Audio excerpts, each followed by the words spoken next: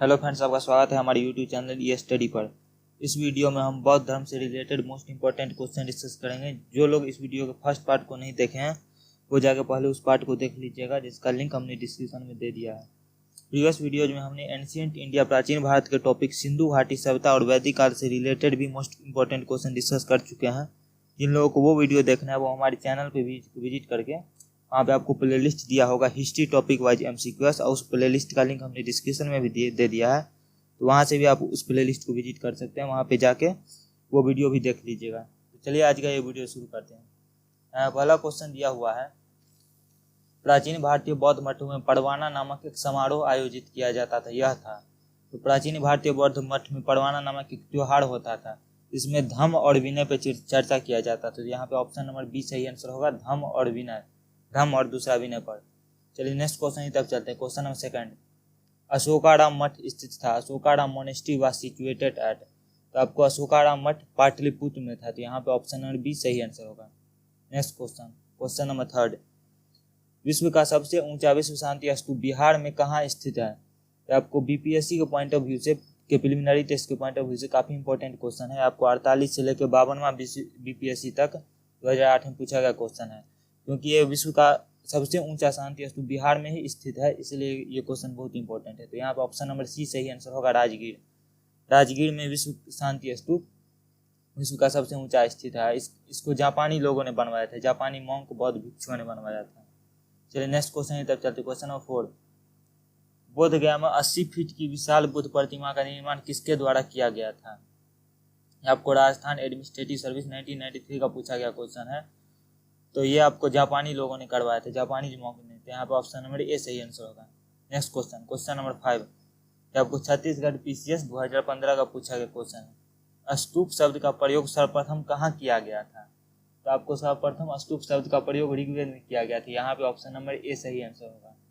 चलिए next question की तरफ चलते। क्वेश्चन नंबर 6, स्तूप स्थल जो भगवान बुद्ध के जीवन की किसी भी घटना से जुड़ा हुआ नहीं है। तो यहाँ पे कुछ स्तूप के स्थल के बारे में दिया गया है, ऑप्शन में दिया गया है। तो कौन सा स्तूप का स्थल जो बुद्ध के जीवन से जुड़ा हुआ नहीं है। तो यहाँ पे ऑप्शन नंबर बी सही आंसर होगा, सांची। सांची का स्तूप का बुद्ध के जीवन से कोई लगाव नहीं है। तो यहाँ पे ऑप्शन नंबर ए में दिया हुआ है सारनाथ का स्तूप। तो सारनाथ में उन्होंने पहला उपदेश दिया था, तो ऑप्शन नंबर ए नहीं होगा। ऑप्शन नंबर सी में दिया गया है बोध गया। तो बोध गया में उनको ज्ञान की प्राप्ति हुई थी, उनको इनलाइटनमेंट मिला था, तो सी भी नहीं होगा। कुशीनगर में उन्होंने महापरिनिर्वाण लिया था, तो कुशीनगर भी नहीं हुआ। तो यहाँ पर ऑप्शन नंबर बी सही आंसर होगा। नेक्स्ट क्वेश्चन, क्वेश्चन नंबर 7, ये आपको उत्तर प्रदेश PCS 2008 का पूछा गया क्वेश्चन है। अमरावती स्तूप किसके अवधि के दौरान बनाया गया था। तो अमरावती स्तूप को महान सम्राट अशोका ने बनवाया था, जो मौर्य डायनेस्टी से थे। यहाँ पे ऑप्शन नंबर ए सही आंसर होगा, मौर्य। और वर्तमान में अमरावती स्तूप आंध्र प्रदेश में गुंटूर डिस्ट्रिक्ट में, गुंटूर जिले में। चलिए नेक्स्ट क्वेश्चन की तरफ चलते। क्वेश्चन नंबर 8, दुनिया अस्थिर और क्षणिक है। आपको कोट दिया हुआ है, जो दुनिया अस्थिर और क्षणिक है निम्नलिखित में से किससे संबंधित है। तो महात्मा बुद्ध ने कहा था दुनिया अस्थिर और क्षणिक है। तो यहाँ पे ऑप्शन नंबर ए सही आंसर होगा, बुद्ध धर्म, बुद्धिज्म ने कहा था दुनिया अस्थिर और क्षणिक है। चलिए नेक्स्ट क्वेश्चन की तरफ चलते हैं। क्वेश्चन नंबर 9, यह आपको उत्तराखंड PCS 2005 का पूछा गया क्वेश्चन है। निम्नलिखित में से कौन एशिया का प्रकाश लाइट ऑफ एशिया के रूप में जाने जाते हैं। यहाँ पे ऑप्शन नंबर ए सही आंसर होगा, गौतम बुद्ध। गौतम बुद्ध को लाइट ऑफ एशिया के रूप में जाना जाता है, एशिया का प्रकाश माना जाता है उनको। चलिए नेक्स्ट क्वेश्चन की तरफ चलते हैं। Question number 10, sir Edwin Arnold की पुस्तक the light of the Asia किस पर आधारित है। यहाँ पे कुछ ग्रंथ का नाम दिया गया है, तो किस ग्रंथ पर आधारित है सर एडविन अर्नोल्ड की पुस्तक the light of the Asia. तो यहाँ पे ऑप्शन नंबर बी सही आंसर होगा, ललित विस्तार।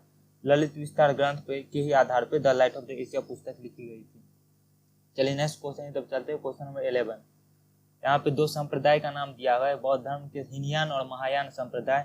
इसमें मूलभूत अंतर क्या है, इसमें मौलिक अंतर क्या है। तो यहाँ पे ऑप्शन नंबर सी सही आंसर होगा, भगवान और देवी की पूजा अर्थात मूर्ति पूजा, आइडल वर्शिपिंग। तो हीनयान आपको भगवान और देवी की पूजा नहीं करता था, आइडल वर्शिपिंग नहीं करता था, जबकि महायान भगवान और देवी की पूजा को मानता था। तो यहाँ पे ऑप्शन नंबर सी सही आंसर होगा। ये जो है मौलिक मूलभूत अंतर है दोनों संप्रदायों के बीच। चलिए नेक्स्ट क्वेश्चन की तरफ चलते हैं। क्वेश्चन नंबर 12, गौतम बुद्ध की अवधि के दौरान भगवान के पद पर पदोन्नत किया गया था। तो किसके अवधि के दौरान गौतम बुद्ध को भगवान के रूप में माना जाने लगा था। यह आपको 45th BPSC 2001 का पूछा गया क्वेश्चन है। तो कनिष्क के शासन काल में भगवान गौतम बुद्ध को भगवान के रूप में माना जाने लगा था। तो यहाँ पर ऑप्शन नंबर बी सही आंसर होगा। और कनिष्क कुषाण वंश के महान राजा थे। चलिए नेक्स्ट क्वेश्चन तब चलते। क्वेश्चन नंबर 13, भारत में पूजी जाने वाली प्रथम मानव प्रतिमा थी। तो यहाँ पे दिया गया है जो भारत में पूजी जाने वाली, यहाँ पे भारत का नाम दे दिया गया है। तो यहाँ पे ऑप्शन नंबर सी सही आंसर होगा, बुद्धा। बुद्धा के आने के बाद ही भारत में मूर्ति मानव की प्रतिमा के द्वारा पूजा किया जाने लगा। लेकिन अगर भारत क्वेश्चन में भारत नहीं दिया हुआ है तो वहाँ पे शिव होगा, क्योंकि सबसे पहले सिंधु घाटी सभ्यता में पशुपति महादेव की पूजा का उत्खनन में अवशेष मिला था। तो अगर भारत नहीं हो तो ऑप्शन नंबर डी होगा। अगर भारत पूछा गया तो ऑप्शन नंबर सी होगा, बुद्धा। चलिए नेक्स्ट क्वेश्चन है तब चलते हैं। क्वेश्चन नंबर 14, निम्नलिखित में से किसने देश में मूर्ति पूजा की नींव रखी थी। तो वही सेम क्वेश्चन है, क्वेश्चन को पूछने का तरीका बदल दिया गया है। तो यहाँ पे ऑप्शन नंबर बी सही आंसर होगा, बुद्धिज्म। बौद्ध धर्म ने ही देश में मूर्ति पूजा की नींव रखी। नेक्स्ट क्वेश्चन, क्वेश्चन है 15, उस मुद्रा का नाम बताइए जो सारनाथ के पहले उपदेश की गांधार बुद्ध छवि द्वारा दर्शाया गया है।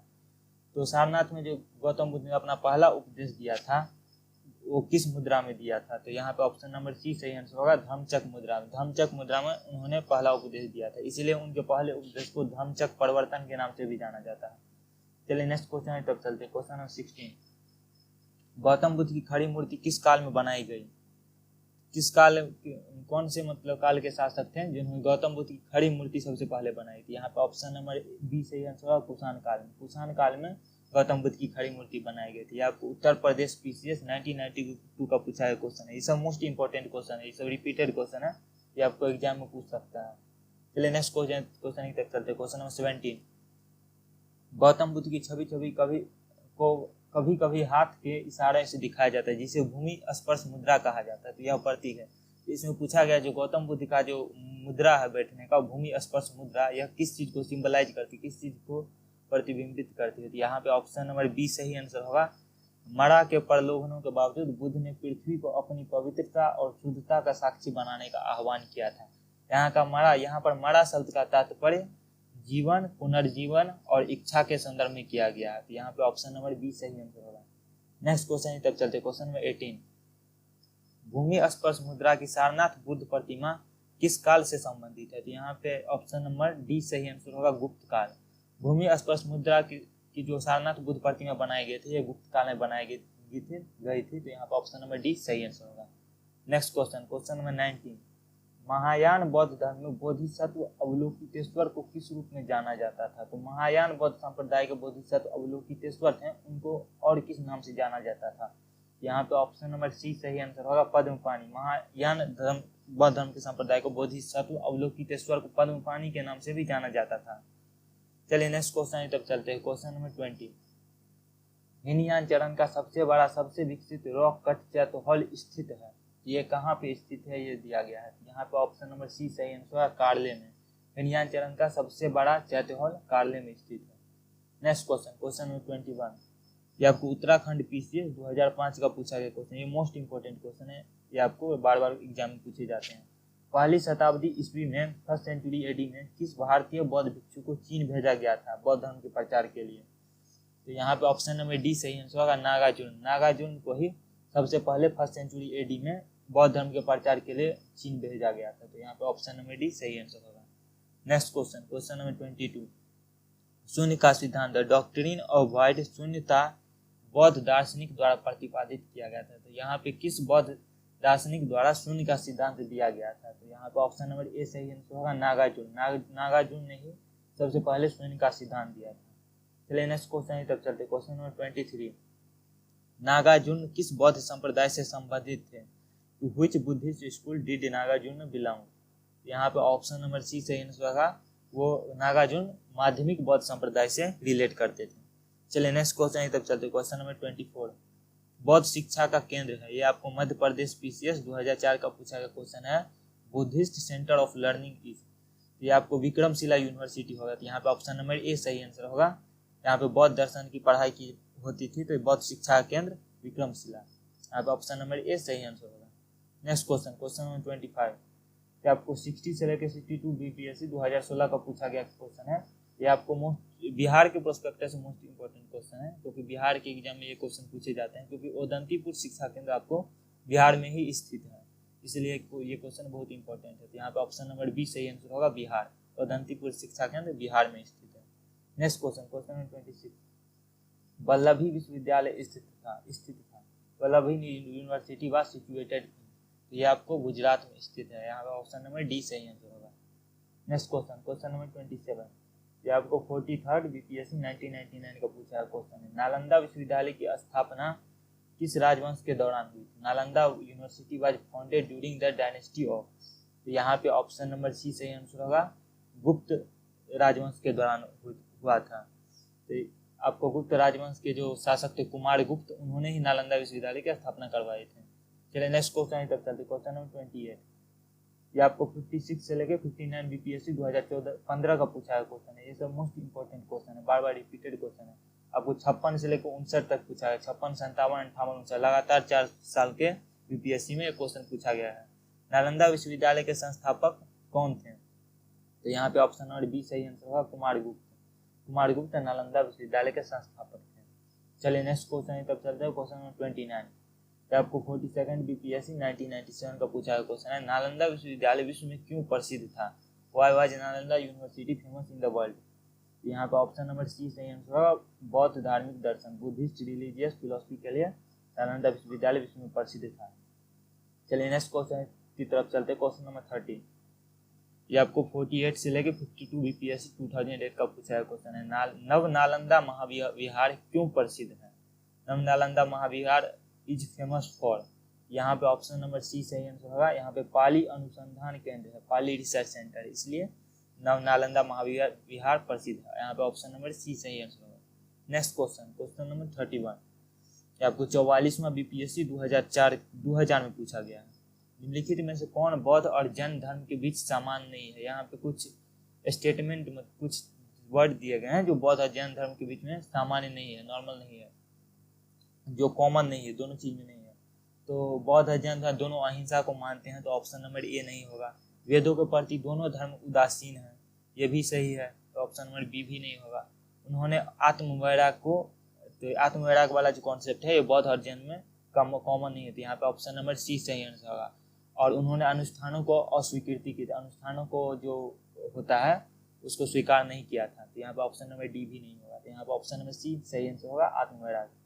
चलिए नेक्स्ट क्वेश्चन तब चलते, क्वेश्चन नंबर 32, जैन और बौद्ध दोनों का मानना है कि, ये आपको यूपीपीसीएस 1996 का पूछा है क्वेश्चन, एक कुछ स्टेटमेंट दिया गया है जिसमें पूछा गया है कि both Jainism and Buddhism believe that, जो स्टेटमेंट यहाँ पे दिया गया है जो दोनों मानते हैं, जैन और बौद्ध दोनों मानते हैं।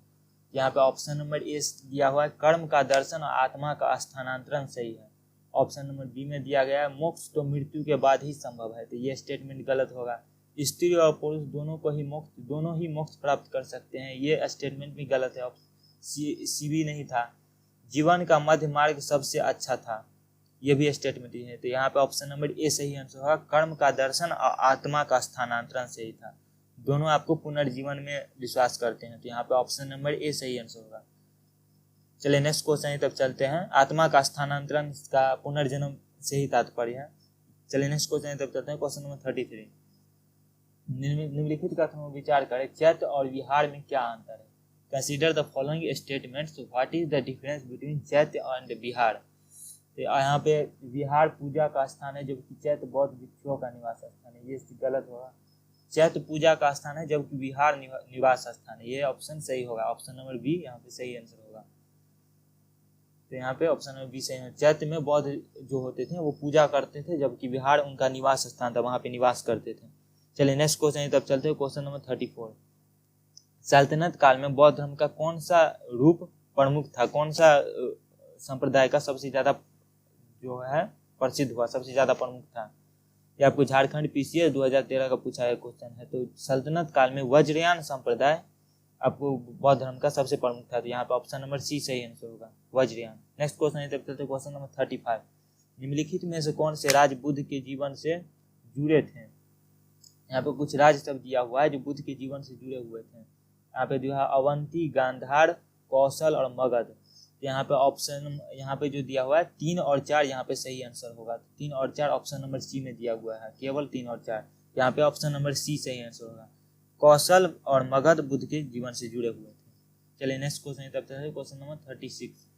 निम्नलिखित में से 4 बौद्ध परिषदों को आयोजित किया गया था, इसका कालानुक्रमिक क्रम में वर्णन करना है। तो आपको प्रीवियस वीडियो में जो क्वेश्चन डिस्कस किए थे तो उसमें बौद्ध परिषद के बारे में हमने जानकारी दी थी। उसी बौद्ध परिषद का काल जो होता है क्रोनोलॉजिकल ऑर्डर कालानुक्रमिक क्रम में व्यवस्थित करने के लिए दिया हुआ है। यहाँ पे सबसे पहले आपको राजगृह में हुआ था, उसके बाद वैशाली में हुआ था, और उसके बाद पाटलिपुत्र में हुआ था, सबसे लास्ट में कोंडलवन में हुआ था। तो यहाँ पे इसका सीक्वेंस 2 1 4 3 होगा। तो यहाँ पे ऑप्शन नंबर डी सही आंसर होगा। चलिए नेक्स्ट क्वेश्चन तो चलते हैं क्वेश्चन नंबर 37। बुद्ध की जीवन की 4 महत्वपूर्ण घटनाएं के संबंधित 4 स्थानों का उल्लेख किया गया जिसको मिलाना है। तो यहाँ पे सूची 1 में बुद्ध के जीवन की घटना के बारे में दिया गया है, सूची 2 में स्थान का दिया गया है। तो यहाँ पे उसको मिलाना है। तो बौद्ध का जन्म लुम्बिनी में हुआ था, तो ए का 3 होगा। उनको ज्ञानोदय, उनको एनलाइटनमेंट मिला था आपको बोध ज्ञान में, तो बी का 2 का बी होगा। सी में उन्होंने पहला उपदेश दिया था जिसको धम्मचक्र प्रवर्तन के नाम से जाना जाता है, तो उन्होंने पहला उपदेश सारनाथ में दिया था, तो सी का ए होगा। और उनकी मौत कुशीनगर में हुई थी, उनको निर्वाण कुशीनगर में मिला था, तो 4 का 4 होगा, डी का 4 होगा। तो यहाँ पे ऑप्शन नंबर सी सही आंसर होगा, 3 2 1 4। चलिए नेक्स्ट क्वेश्चन तब चलते हैं क्वेश्चन नंबर 38। यहाँ पे मिलाने के लिए दिया गया है। पहला में दिया हुआ है चिन्ह दिया हुआ है बुद्ध के जीवन से रिलेटेड, यहाँ पे उसका अर्थ दिया गया है, जो उसका अर्थ क्या है। तो उनके जन्म को कमल से डिनोट किया जाता है, तो ए का 4 हो जाएगा। उन्होंने पहला उपदेश दिया था, उन्होंने धर्मचक्र मुद्रा में पहला उपदेश दिया था, तो बी का 2 होगा धर्मचक्र। सी में प्रबुद्धता है, जो उनको ज्ञान की प्राप्ति हुई थी, उनको इनलाइटनमेंट मिला था, तो उसको बोधि वृक्ष द्वारा दर्शाया जाता है, तो सी का ए होगा। और डी में आपको दिया हुआ है महाप्रस्थान, जब उन्होंने महापरिनिर्वाण लिया था, तो उसको घोड़ा के द्वारा दर्शाया जाता है, तो डी का 3 होगा। तो यहाँ पे सही सीक्वेंस 4 2 1 3 होगा, जो ऑप्शन नंबर डी में दिया हुआ है। तो यहाँ पे ऑप्शन नंबर डी सही आंसर होगा। Next question, question number 39। भगवान बुद्ध के बारे में निम्नलिखित में से कौन सा कथन सही है। यहाँ पे स्टेटमेंट दिया हुआ है बुद्ध से रिलेटेड, इसमें दिया गया है जो कौन सा कथन सही है। तो उनका जन्म कपिलवस्तु में हुआ था, ये बात गलत है। उनका जन्म लुम्बिनी में हुआ था, तो ये नहीं होगा। दूसरा में दिया है उन्होंने बोधगया में ज्ञान प्राप्त हुआ था, तो दूसरा स्टेटमेंट सही उनका। पहला स्टेटमेंट ही सही होगा, लुम्बिनी में कपिलवस्तु में हुआ था। पहला स्टेटमेंट सही है, उनका जन्म लुम्बिनी में हुआ था, लेकिन लुम्बिनी में कपिलवस्तु स्थान था, वहां पे हुआ था। तो यहाँ पे ए भी सही होगा, बी भी सही होगा। सी में उन्होंने वैदिक धर्म को त्याग कर दिया था, तो वैदिक धर्म को उन्होंने त्याग किया था, तो सी भी होगा। डी में दिया हुआ उन्होंने नेक सत्य का प्रचार किया था, तो डी भी सही होगा। तो यहाँ पे चारों स्टेटमेंट सही है, तो यहाँ पे ऑप्शन नंबर डी सही आंसर होगा, 1 2 3 4। चलिए नेक्स्ट क्वेश्चन तब चलते हैं क्वेश्चन नंबर 40। निम्नलिखित में से कौन सा गौतम बुद्ध के बारे में सत्य है। Which of the following are true about Gautam Buddha. ये आपको उत्तर प्रदेश पीसीएस 1992 में पूछा है क्वेश्चन है। तो पहला स्टेटमेंट दिया है वह कर्म में विश्वास करता था, तो पहला स्टेटमेंट सही है। उन्होंने पुनर्जन्म में विश्वास करते थे, तो दूसरा स्टेटमेंट भी सही है। तीसरा में दिया है उन्होंने निर्वाण प्राप्त किया था कुशीनगर में, तो तीसरा स्टेटमेंट भी सही है। और ईश्वर की शक्ति में विश्वास था, उन्होंने ईश्वर को नहीं माना था, तो यहाँ पे चौथा स्टेटमेंट है जो गलत है। तो यहाँ पे केवल 1 2 3 यहाँ पे सही होगा आंसर होगा, तो यहाँ पे ऑप्शन नंबर ए सही आंसर होगा। चलिए नेक्स्ट क्वेश्चन तब चलते हैं क्वेश्चन नंबर 41। यहाँ पे असर्शन और रीजन दिया हुआ है, अभिकथन और कारण दिया हुआ है। कुशीनगर मल्ल गणराज्य की राजधानी थी, और दूसरा आपको कारण दिया हुआ है गौतम बुद्ध को महापरिनिर्वाण कुशीनगर में प्राप्त हुआ था। तो यहाँ पे दोनों आपको कुशीनगर मल्ल राज्य की गणराज्य की राजधानी है, ये भी सही है। दूसरा उन्होंने महापरिनिर्वाण कुशीनगर में लिया था, ये भी सही है। तो यहाँ पे और जो ये कारण दिया हुआ है अभिकथन की सही व्याख्या भी करता है, तो यहाँ पे ऑप्शन नंबर बी सही आंसर होगा। ए और आर दोनों सत्य हैं, लेकिन आर की सही व्याख्या नहीं करता है। यहाँ पे ऑप्शन नंबर बी में होगा, व्याख्या नहीं करता है। कुशीनगर राजधानी है, लेकिन महापरिनिर्वाण उन्होंने कुशीनगर में लिया है। दोनों स्टेटमेंट सही है, लेकिन जो है सही व्याख्या नहीं करता है, तो यहाँ पे ऑप्शन नंबर बी सही आंसर होगा। Next question, question number 42। निम्नलिखित में से कौन सा युग्म सही सुमेलित है। यहाँ पे जो दिया हुआ है, यहाँ पे पेयर दिया हुआ है, तो कौन सा पेयर करेक्टली मैच्ड है ये पूछा गया है। लोथल में प्राचीन बोधि था, यह स्टेटमेंट आपको सही है। एंशियंट डॉक्यूमेंट लोथल में था। दूसरा स्टेटमेंट दिया हुआ है सारनाथ बुद्ध का प्रथम उपदेश था, तो सारनाथ भी सही होगा।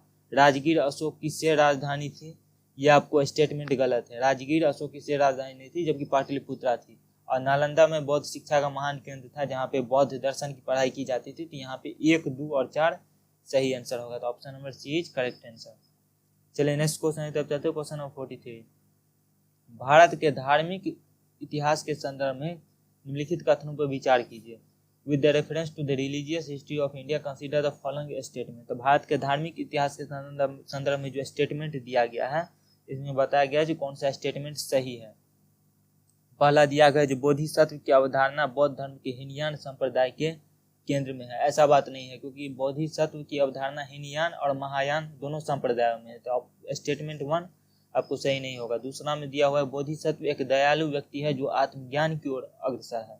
तो यहाँ पे स्टेटमेंट 2 सही होगा, जो बोधिसत्व एक दयालु व्यक्ति होता है जो बौद्ध धर्म को मानता है और आत्मज्ञान की ओर अग्रसर रहता है। तीसरा स्टेटमेंट दिया गया है बोधिसत्व सभी सत्वों को उसके मार्ग पर ले जाने में मदद करने के लिए अपने उद्धार को प्राप्त करने में देरी करता है। तो यहाँ पे तीसरा स्टेटमेंट भी सही होगा। तो यहाँ पे केवल 2 और 3 सही होगा। तो यहाँ पे ऑप्शन नंबर बी सही आंसर होगा। चलिए नेक्स्ट क्वेश्चन तब चलते हैं क्वेश्चन नंबर 44। यहाँ पे भी आपको ये 41st बीपीएससी 1996 का पूछा हुआ क्वेश्चन है। यहाँ पे अभिकथन और कारण दिया गया है। इसमें बताना है कौन कारण सही है या गलत है या उसका व्याख्या करता है या नहीं। तो अभिकथन आपको दिया हुआ है 12वीं शताब्दी के अंत तक नालंदा महाविहार ने अपनी महिमा खो दी थी। तो यहाँ पे ये स्टेटमेंट सही होगा। और कारण में दिया गया है जो महाविहार को राज्य संरक्षण उपलब्ध नहीं रहा। उपयुक्त 2 कथनों के संदर्भ में कौन सा सत्य है ये पूछा गया है। तो यहाँ पे दोनों कथन सत्य होगा। जो महाविहार को राज्य की तरफ से सही संरक्षण नहीं मिला, जिसके कारण 12वीं शताब्दी के अंत तक अपनी महिमा खो दी। तो यहाँ पे दोनों कथन सत्य है, लेकिन इसकी सही व्याख्या नहीं करता है। तो यहाँ पे ऑप्शन नंबर बी सही आंसर होगा। ए और आर दोनों सत्य है, आर की सही व्याख्या ए नहीं है। चलिए नेक्स्ट क्वेश्चन तब चलते हैं क्वेश्चन नंबर 45। गौतम बुद्ध के जीवन के 4 आर्य सत्यों के उपदेश दिए गए हैं। नीचे दिए गए कुटी का प्रयोग कर उन्हें सही क्रम में रखें। उनको सही ऑर्डर में उसको करना है। तो यहाँ पे यूपीपीसीएस 2006 का पूछा है क्वेश्चन है। तो सबसे पहले उन्होंने कहा था जो दुख है, उसके बाद दुख का कारण है, उसके बाद दुख का नाश होता है, उसके बाद दुख निरोध का मार्ग है। तो सबसे लास्ट में होगा दुख निरोध का मार्ग है। यहाँ इसका सही सीक्वेंस 1 4 2 3 होगा। यहाँ पे ऑप्शन नंबर ए सही आंसर होगा। चलिए नेक्स्ट क्वेश्चन तक चलते हैं क्वेश्चन नंबर 46। बौद्ध धर्म के अनुसार, यहाँ पे बौद्ध धर्म के अनुसार अभिकथन और कारण दिया गया है। बौद्ध धर्म में पहला अभिकथन दिया जो पुनर्जन्म की अवधारणा को उन्होंने खारिज कर दिया था। कि आपको ऐसा नहीं उन्होंने पुनर्जन्म को माना था, तो अभिकथन ए गलत होगा। और कारण में दिया हुआ है आत्मा नश्वर है। इसका मतलब है आत्मा कभी नष्ट नहीं होती, आत्मा हमेशा रहती है। तो कारण आपको सही है लेकिन ए गलत है। तो यहाँ पे ऑप्शन नंबर डी सही आंसर होगा। ए असत्य है लेकिन आर सही है। यहाँ पे ऑप्शन नंबर डी सही आंसर होगा। Next question number 47। कौन सा कथन बौद्ध धर्म के बारे में सही है। यहाँ पे स्टेटमेंट दिया गया है जो बौद्ध धर्म के बारे में कौन सा सही है ये बतलाना है। आपको यूपीपीसीएस 1998 का पूछा है क्वेश्चन है। इसमें दिया गया है जो उन्होंने जाति और वर्ग को अस्वीकार नहीं किया। तो यहाँ पे स्टेटमेंट 1 सही होगा, जो उन्होंने पूरी तरह से जाति और वर्ग को अस्वीकार नहीं किया। तो ये सही होगा। दूसरा में दिया है इसने उच्चतम सामाजिक रैंक वाले ब्राह्मणों को चुनौती दी। तो दूसरा भी सही है। उन्होंने वैदिक जो उस टाइम जो वैदिक धर्म का जो हुआ था ब्राह्मणवाद जो था, उस टाइम जो उच्च सामाजिक रैंक वाले ब्राह्मणों को उन्होंने चुनौती दिया था। तो दूसरा स्टेटमेंट भी सही होगा। तीसरा में दिया हुआ है जो इसने कुछ जातियों को नीचा बताया। तो यहाँ पे तीसरा स्टेटमेंट भी सही होगा। उन्होंने कुछ जातियों को उस टाइम भी नीचा बताया था। तो यहाँ पे तीनों स्टेटमेंट सही होगा। तो ऑप्शन नंबर सी यहाँ पे करेक्ट आंसर होगा। Next question number 48। कारण बौद्ध धर्म के विस्तार में शामिल था। यहाँ पे कुछ स्टेटमेंट और रीजन दिए हुए हैं जो बौद्ध धर्म के विस्तार में शामिल था, ये पूछा गया है। तो यहाँ पे ये आपको यूपीपीसीएस 2009 का पूछा गया क्वेश्चन है। तो यहाँ पे पहला दिया है धर्म की सादगी। स्टेटमेंट एक सही होगा। दलितों के प्रति विशेष अपील। दूसरा स्टेटमेंट भी सही होगा, उन्होंने दलितों को विशेष अपील की थी। धर्म की मिशनरी अवधारणा। तीसरा स्टेटमेंट भी सही है। चौथा है क्षेत्रीय भाषा। उन्होंने क्षेत्रीय भाषा में अपना उपदेश दिया था, तो क्षेत्रीय भाषा भी यहाँ पे सही होगा। और पांचवा स्टेटमेंट यह है दार्शनिक द्वारा वैदिक आत्मा की शुद्धता। तो उन्होंने वैदिक कल्चर को पूरी तरह से अस्वीकार किया था। तो पांचवा स्टेटमेंट तो सही नहीं होगा। तो यहाँ पे 1 2 3 4 सही स्टेटमेंट होगा। तो option number C is correct answer है। चलिए नेक्स्ट क्वेश्चन तब चलते हैं क्वेश्चन नंबर 49। प्रारंभिक मध्ययुगीन काल में भारत में बौद्ध धर्म का पतन क्यों शुरू हुआ है। तो ये बोला गया जो अर्ली मिडाइवल पीरियड में जो बौद्ध धर्म का जो पतन शुरू हुआ इसका कारण क्या है। तो यहाँ पे पहला दिया हुआ है जो बुद्ध उस समय विष्णु के अवतारों में से एक माने जाते थे, इस तरह वैष्णववाद का हिस्सा बन गए। ये स्टेटमेंट आपको सही है, जो उनको विष्णु का अवतार के रूप में माना जाता था। और कुछ अभिग्रंथ भी है, विष्णु पुराण जैसे ग्रंथ हैं, उसमें बुद्ध को विष्णु के अवतार के रूप में माना जाता था, जिस कारण वे वैष्णववाद के हिस्सा बन गए। तो पहला स्टेटमेंट सही होगा। दूसरा दिया है जो मध्य एशिया का आक्रमणकारी जनजातियों ने अंतिम गुप्त राजा तक हिंदू धर्म का अपनाया, बौद्धों को सताया। तो दूसरा स्टेटमेंट गलत है, ऐसा कोई बात नहीं था उस टाइम जो गुप्त राजा ने हिंदू धर्म को अपनाया, बौद्धों को सताया। तो दूसरा स्टेटमेंट गलत होगा। तीसरा स्टेटमेंट दिया हुआ है गुप्त वंश के राजा बौद्ध धर्म के प्रबल विरोधी थे। तो ऐसा बात नहीं था, जो क्योंकि गुप्त वंश के ही राजा थे कुमार गुप्त, उन्होंने बौद्ध धर्म के दर्शन के पढ़ाई के लिए यूनिवर्सिटी बनवाया था। तो तीसरा स्टेटमेंट यहाँ पे भी गलत होगा। ऑप्शन नंबर ए यहाँ पे जो स्टेटमेंट 1 दिया हुआ है ये सही होगा। तो यहाँ पे ऑप्शन नंबर ए सही आंसर होगा, केवल एक। चलिए नेक्स्ट क्वेश्चन है, तब चलते क्वेश्चन है 50। ये हमारे आज की वीडियो का लास्ट क्वेश्चन है। ये आपको उत्तर प्रदेश पीसीएस 2017 का पूछा गया क्वेश्चन है। कंसीडर द फॉलोइंग स्टेटमेंट, निम्नलिखित कथनों पर विचार करें। यहाँ पे कथन दिया हुआ है पश्चिम गोदावरी जिले के गुटुपल्ले के प्रारंभिक चैत्य और विहार रॉक कट है। यहाँ पे स्टेटमेंट 1 सही होगा। जो प्रारंभिक चैत्य और विहार रॉक कट है पश्चिम गोदावरी जिले के गुटुपल्ले में स्थित है। दूसरा में दिया हुआ है पूर्वी दक्कन के चैत्य और विहार आमतौर पर चट्टानों को काटकर बनाए गए हैं। दूसरा स्टेटमेंट भी यहाँ पे सही है। तो यहाँ पे दोनों स्टेटमेंट सही है, इसलिए ऑप्शन नंबर सी यहाँ पर करेक्ट आंसर होगा। एक और दोनों सही है। तो आज के लिए बस इतना ही, मिलते हैं नेक्स्ट वीडियो में। नेक्स्ट वीडियो में हम जैन धर्म से related most important question discuss करेंगे। अगर आपको ये वीडियो अच्छा लगा हो तो वीडियो को लाइक और शेयर कर दीजिएगा। मिलते हैं नेक्स्ट वीडियो में। Good bye.